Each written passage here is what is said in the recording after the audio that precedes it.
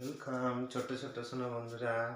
দেখো তোমাদের আজকে আমি নতুন অঙ্ক নিয়ে এসেছি, গ্রেটার দেন এবং লেস দেন। এই অঙ্কটায় তোমাদের সবার একটু সমস্যা হয়, কোনটা গ্রেটার দেন কোনটা লেস দেন বসাবো। তো দেখো, আমি গ্রেটার দেন আর লেস দেন লিখেছি। এখানে দেখো গ্রেটার দেন আর নিচে লিখেছি লেস দেন। গ্রেটার দেনের চিহ্ন হচ্ছে এটা, লেস দেনের চিহ্ন হচ্ছে এটা। তাই গ্রেটার দেনের জিটাকে দেখো, একটু ভালো করে লক্ষ্য করো। গ্রেটার দেনের জিটা দেখো, এখানেই গ্রেটার দেনের চিহ্নটা আছে। আচ্ছা, এই গ্রেটার দেনের চিহ্নটা যদি আমরা এই জি এর এই বাকি অংশগুলো মুছে দিই,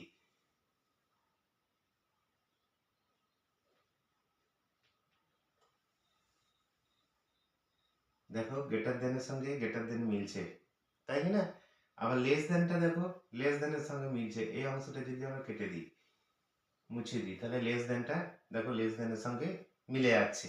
তাহলে আমরা কখন কোন সংখ্যাটা বা কোন সংখ্যাটার ক্ষেত্রে এই চিহ্নটা ব্যবহার করব? যদি আমাদের বড় সংখ্যা থাকে, এদিকে মনে করো 25, আর এদিকে থাকলো 18, এটাকে আমরা মাঝেতে তখন কোন চিহ্ন বসাবো? এই গ্রেটার দেন চিহ্নটা বসাবো। তাহলে গ্রেটার দেন মানে হচ্ছে এর থেকে এই সংখ্যাটা বড়। যে দিক যে দিকটায় এই ছোঁচালো অংশটা থাকবে, সেই দিকটাই সবসময় ছোট সংখ্যা। আর এই যে খোলা দিকটা যেটা থাকবে, এই খোলা দিকটাই থাকবে বড় সংখ্যা। অর্থাৎ আমরা এটাকে লিখতে পারবো, এটা একটু সোজা করে যদি লিখি, এই চিহ্নটাকে সোজা করে যদি লিখি, তাহলে কি হবে? দেখো, এই দিকটা হচ্ছে বড় সংখ্যা আর এই দিকটা হচ্ছে ছোট সংখ্যা, ছোট সংখ্যা। আবার লেস দ্যানের ক্ষেত্রে কি দেবে?